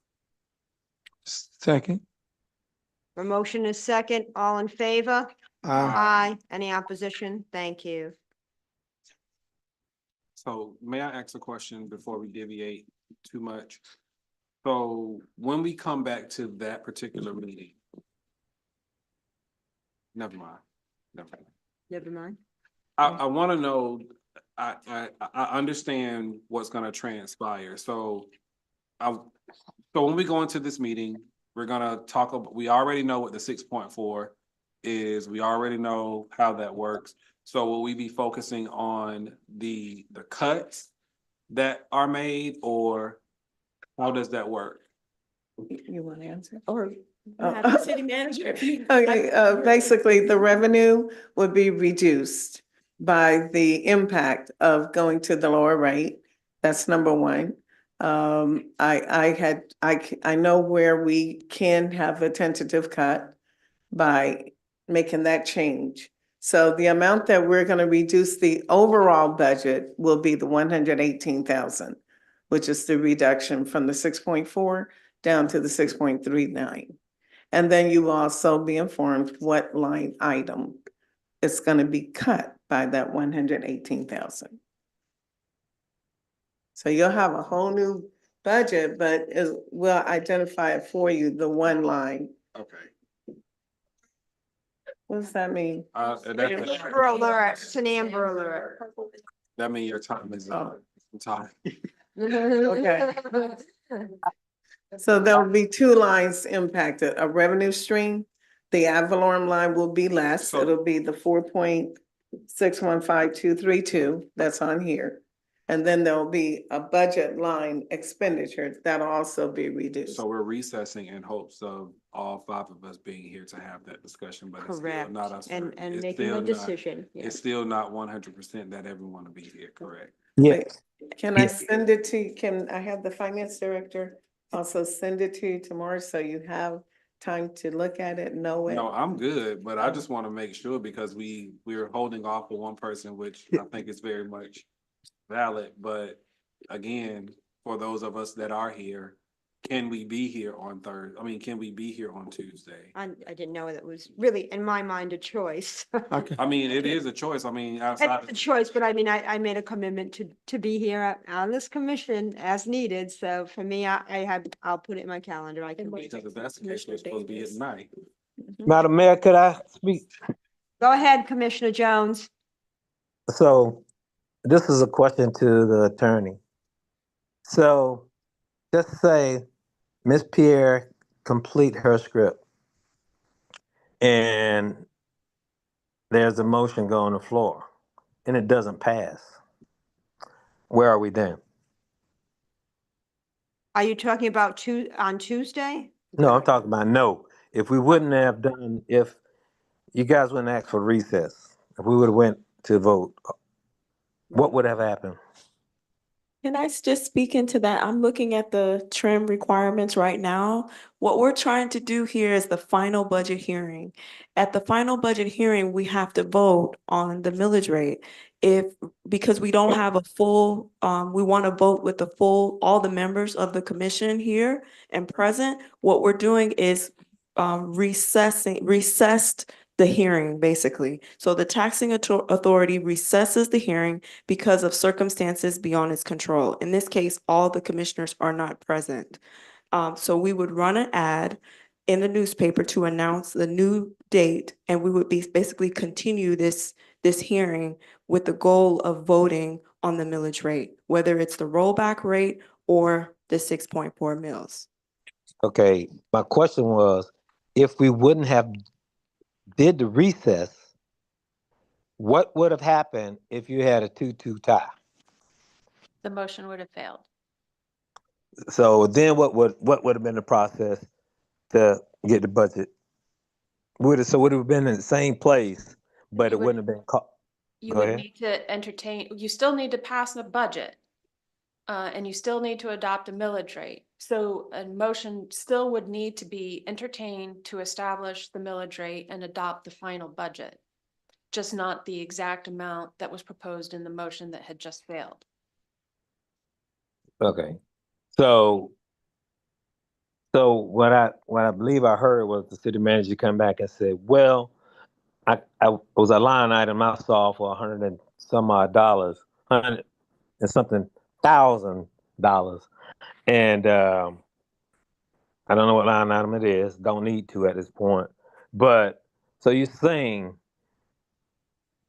the equivalent of taxing the 4,000 something taxpayers that we have, homeowners, what have you, that we have in the city, it only equals up to like $100,000? The reduction between the 6.4000 and the 0.62397, which is the rollback rate, the difference is $118,567. And for a taxpayer, what would be the benefit approximately? Oh, well, 2.5. wasn't it like, but didn't we have 4,900? How much would they save? taxpayers? Oh, How many was it? Wasn't it 4,900, I believe, taxpayers? Yeah, so you yeah, can how take much that would they actually 4,900, save? Put it into the 118,567, what is it? Like 5 and 2. It's not 20 much. $29.50 Exactly. annually, Right. Yeah. approximately. I'm just using rough numbers here. Yeah, so it'd be $30 less. every dollar counts. Every dollar $29 is counts. a difference that can make. a Right, and it difference. does show that the commissioners are doing their best to utilize the rollback as opposed to, and that's the lowest possible. What the rollback does is it puts us right in the same position that we are now, zero impact Commissioner of Boyle. change. Yeah, but and I just go back to the other thing that we talked about, you remember, we identified about $700 and something thousand. Right. I just want to just put that on the Right. record that we identified that. Right, and I And- did send it out, Commissioner, but everyone did not respond back. You were the only one that identified that, and I sent it out to everyone.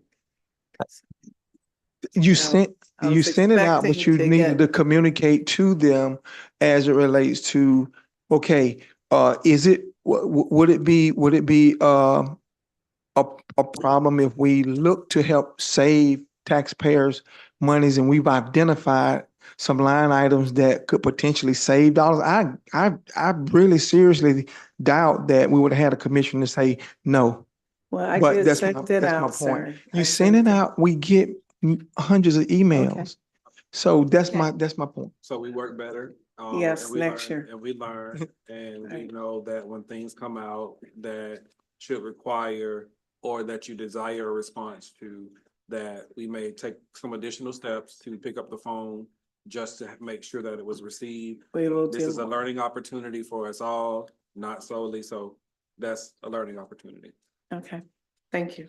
Any further discussion or can we move on?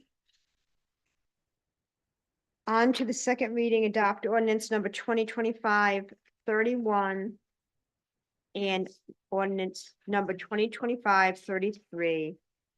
And runs to the city of Palatka, and it's for property parcel number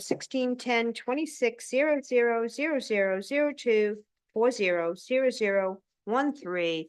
And yes. And yes, go ahead. Madam Mr. Mayor, Gama? Commissioners, after the school board meeting yesterday, the school board decided to withdraw the application for the annexation. So we are withdrawing the item from the agenda. This one and the next one, which is the rezoning. So can I ask a question? Because Go ahead. I just don't like what I'm seeing on social media with regards to some of these stories that have been painted of this commission. And I just want to make it clear that the school board came to the city, correct? We did not go to them asking to annex. So those who are saying that they're afraid of the city coming into their respective neighborhoods, that is definitely not the intent of this commission. And I just want to make that unequivocally clear that we didn't go knocking on the door asking for annexations. So That we is- don't that do is that as correct. a rule. Annexations are voluntary into the city. Exactly. We don't go solicit It's annexations. a voluntary to be clear. annexation, and they came to the city to annex Go- in order go to ahead, get Commissioner. utility services into the new parcel that they own. But to Commissioner Campbell's point, I think, so the city really needs to put out some statement around that particular thing, because again, when we have community members put out statements and different things of that nature, like the city is imposing on their will. They already say that we have the highest tax structure, but we got to show them, and we're gonna have to share this with the community, what they're getting for the 6.4 mills that they are taxed, and then as well as the fire fee, which is the 2.46, what they're getting for that. They don't get that from the county. They don't get it from other taxing authorities. So I think we need to be able to at least show or put a story out there when we have stories out there against the city in that regard. I think we need to have something to say, okay, well, hey, here's how this really works, or whatever, from that standpoint, I would say. What I can tell We you, can do that. commissioners, is that the school board did come to the city with a voluntary annexation in order to get water and sewer services. We know extended that, to we know that, but We need the to, community who tends to get their news Right. from a source that's, So but I don't know what has happened this past week, but it seemed like the city of Palatka has been under attack. And when we say telling our own story, that's why we have a public information officer to tell our story. And again, I'm not really one that feed into, I've been in this position 10 years and I'm never been one to feed in to the rhetoric that goes on social media. But it's becoming to a point where when others realize the attacks and just to hear or to see other elected officials talk about a entity or talk about us, it's not a good look at all. And I feel that if we can tell our story to clear up some of this Understanding. misinterpretation of this commission and just hearing how some of the business owners in this community have labeled us certain things, it's very disheartening to know that there are other leaders that see these things. And if you see these things, you can't reach out and say, hey, what's really going on? Right. And so that's why I say when we have these things, Palatka, the city of Palatka has to tell our own story. And we have to not say go tit for tat, but there are some things we definitely need to address as a city to talk about the things that this commission has accomplished over the last couple of years. And it's just, we have to tell our story. And we did not necessarily have someone who can solely dedicate that time because you all are pulled in so many different directions. But now that we have someone in that position, Palatka needs to start telling our story. Palatka needs to be at the forefront of how we want to be viewed and not how we're going to be perceived or viewed by another entity that is writing a story to sell news. And so we have to start telling our story a little bit better because some of the stuff that I'm being sent, some of the stuff that I'm seeing with regards to this commission is far from the truth. And then sit silent, that means that, it's whoever continue to put stories out and there's no, not just, to combat that, but you tell, like Commissioner Campbell said, you tell your truth. We got to promote the city of Palatka and all the wonderful things that we've done since been on the commission. I mean, it's been a lot of successes and there's been a lot of challenges, but Yes. as those challenges come, Yeah. you deal with them and address them as they come. You Yes, can't, sir. so that's what we do. So we got to tell our story. And just to, even with the previous administration and currently with mayor, we've established and we've done a lot, not only on the local level, but when we go to Tallahassee, when we go to different places, they know the city of Palatka to be a uniform. They know we're coming with not just our commission, but with our staff as well. And that speaks volumes to when we're walking through the Capitol building, how they can recognize who the city of Palatka is. All of those things come with work, come with dedication, and it comes with the heart of having a heart for this community and the people within this community. So again, I'm going to urge city staff, public information officer, to let's start telling our story. Let's start telling our story to the best of our abilities, putting out visuals, putting out things that, we have accomplished that, just even alone going from the 9.1 millage rate and coming down to the 6.4, that speaks volumes to the dedication that we've had to make sure that this city is moving forward. And when we thrive, everything around us thrive. Any further discussion? Thank you. Yep. Request to annex, amend, and rezone 136 Corbett Road, city property, adopting ordinance number 2025-46, 2025-47, 2025-48, for parcel number 1010-26-00-00-0210-0001. Mr. Agamo. Yes, Commissioners, the three ordinance that is in front of you relate to the same property. It's a city-owned property. It's very, very small. It's like 50 by 50 square feet. For some reason, it was left out when the Walmart was annexing to the city. This little city-owned land, was left out. So we're just trying to square off and bring this property into the city, which we own, and we have a lift station there. So it was reviewed by the planning board, It meets all the requirements for annexation, for the future land use amendment, as well for the rezoning. So staff is recommending that commission approve the three ordinances. Motion to approve? Second. We have a motion, a second. Anybody here for public comment? Seeing none, close public comment. All in favor? Aye. Any opposition? Thank you. On to request to annex, amend, and rezone 625 South State Road 19, adopt ordinance number 2025-49, ordinance number 2025-50, and ordinance number 2025-51, parcel number 111026000004700021. Mr. Agama? Yes, Commissioner, this, the request is for three things. It's to annex a piece of property, a parcel, and get the future land use amendment designation as well as the rezoning. Basically, what it is this, it's very particular. This property is split. I mean, it's split between the city and the county.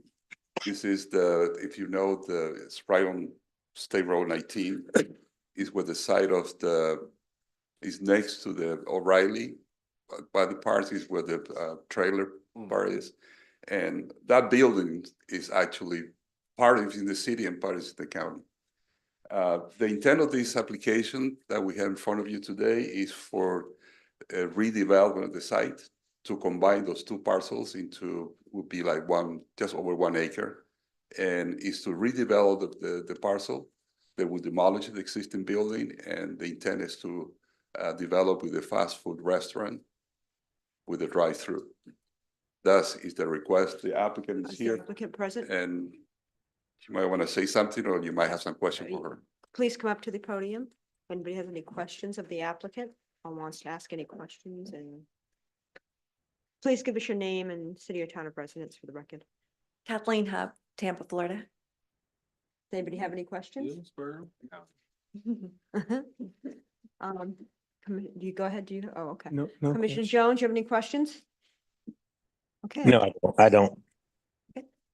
Okay, thank you. That- Unless you just want to share something with us. I mean, The miss, yes, the. Well, we are looking very much forward to this project, and this annexation and rezone would allow it to be possible, because right now we are half city, half county, and 2 different zonings and all the things. So cleaning it up would allow us to make something nice here. Can you share with the commission what might go with that site? We are under a strict NDA, so we're not allowed to disclose who the tenant is, Okay. but it is a popular fast food restaurant. So Okay. I think everyone would be really happy about it. Okay, thank you. Thanks. Thank you. I do have one question. Go ahead and hear this one. What part of the business is in the county, in the city right now, the front or the back? The back is in the county. The back is in the county. Yes. Okay. How does something like that even happen? I don't know. Those are the way. We've never. And that's not a question for you. Like, Because I know you probably like, what? Like, how does something like that? Great mystery to Putnam County. We're just gonna leave it at that. It Well- keeps us on our toes. and that's what we're trying to clean up right now. We're trying to clean up our service boundaries. Boundaries. Right. And it's been a talking. Less wonky. Tell them to hold on just a little while longer. We can use another restaurant, so just be patient with us. Okay. Yeah. Thank you. Absolutely. Thank you.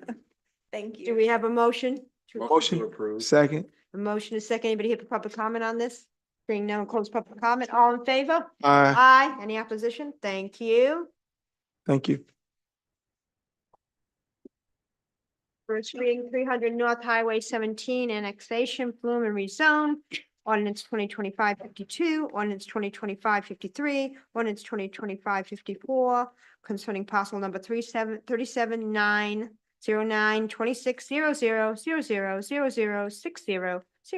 3790926000000600140.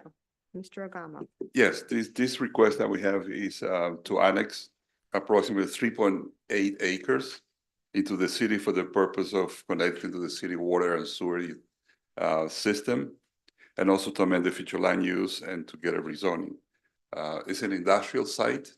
There is a development going on already there. You know, they're building some storage and industrial buildings, and the owners are requesting, to add into the city in order to get the water. We have the applicant here to address the board with any question. It has been reviewed by the planning board. by staff to review the annexation, the future land use amendment, as well as the rezoning, and it meet all the requirements that we have. And we're recommending approval. Thank you. Would you like to come up, sir? Or do you have any? And give your name and town or city of residence, please. Bill Horn, Satsuma and Fleming Island. Okay. Does anybody have any questions, Mr. Horn? Commissioner Jones, do you have any questions? Yes, I do. So at this property, it's cheaper to go ahead and get water and sewer versus annexing in.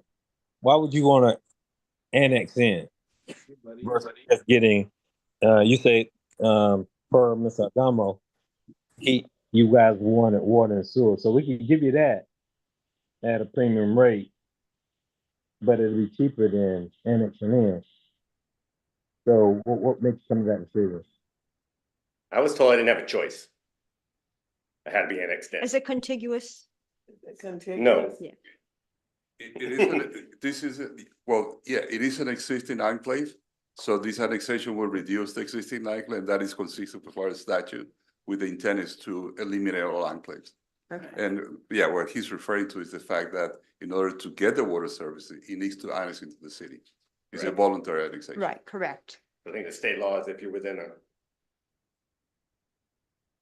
quarter of a mile of city, that's in order to do that.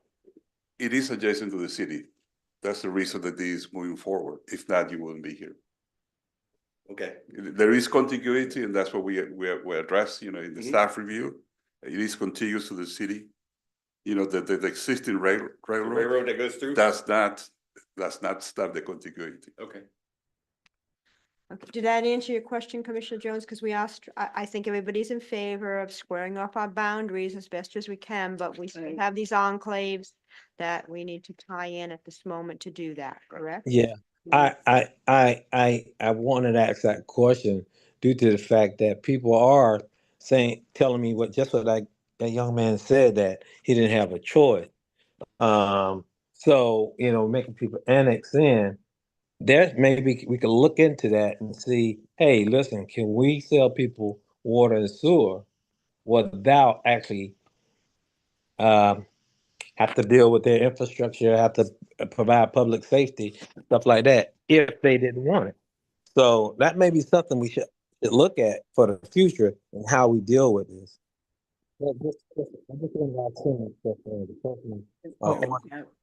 Who's that? It's Is it Commissioner Jones? We lost you for. it's muffled. Okay, well, thank you. Okay, yeah. And then too, with the annexation or so squaring off our boundaries, we got about 90 miles of curbing throughout our city lines or what have you. But that would also help because we still got a lot of dirt roads in our city, within our city. And so that would kind of also help in that regard with trying to pave our roads that's in there if we get them all annexed in to clean up some of our stuff here. Cause we I still just got, feel, when I bought the property, I went and talked to people and was told by here in City Hall that I would not need to be annexed. And she even sent a letter to the county saying that. When I came to get water and sewer, after the building's almost done, this is what I was told. they're much better at it than I am. Right, I would have I'm to- just saying. Yeah. And all I was told was that she was wrong. So now I have to go through this whole process now. And especially, we need to work together to make Right. that a better process for folks, and we know that. It's a work, we are trying, but yes, definitely, and trying. Okay, man, I love the city. It's like, come on, you tell me one thing, I have it in writing, Right. and now Can you share that? it's been shared. Oh, yes, Because I don't have that. no problem. Okay. We saved that email. Yeah, In the county. yeah, I Kept did, I was not here, so Yeah. that's what I'm asking. Okay, thank you. Thank y'all. Thank you. Yes, sir. Do we have a motion? Motion to approve. Second. A motion, a second. Anybody here for public comment on this item? Oh, come on, Ms. Kitchen. Come on up, Ms. Kitchens. League of Kitchens, Palatka, Florida. I have a little bit of input on that. When Terrell Hill became mayor, he wanted to have a ordinance drawn up to where you can get city water and sewer and not be required to annex into the city. It never went anywhere. We need to look at that very closely.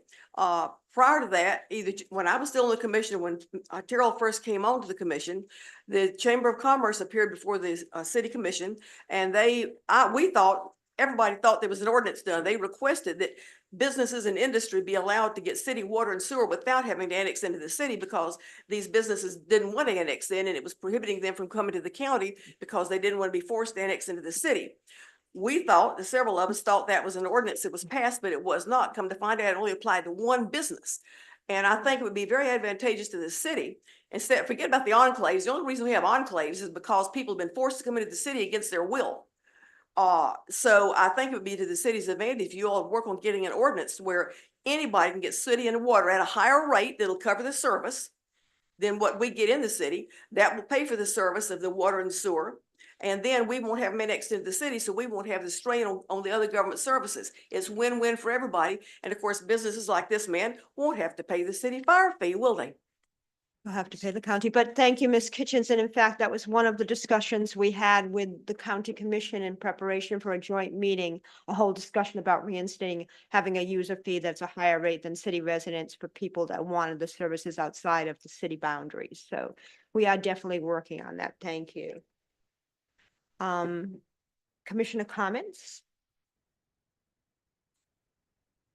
They're all quiet. I can say, because Commissioner Campbell brought it up, I was given the opportunity and honor to be on First Coast Connect, WJC-TV, NPR radio, and got to talk all about Palatka and all the positive things going on and the things we are doing. And I'm sure I missed some, but I think it was a very positive experience, and it was a very positive outcome for the city. So hopefully we can have more opportunities like that. With that said, do we have a motion to adjourn? So moved. Okay, thank you, Second. everybody.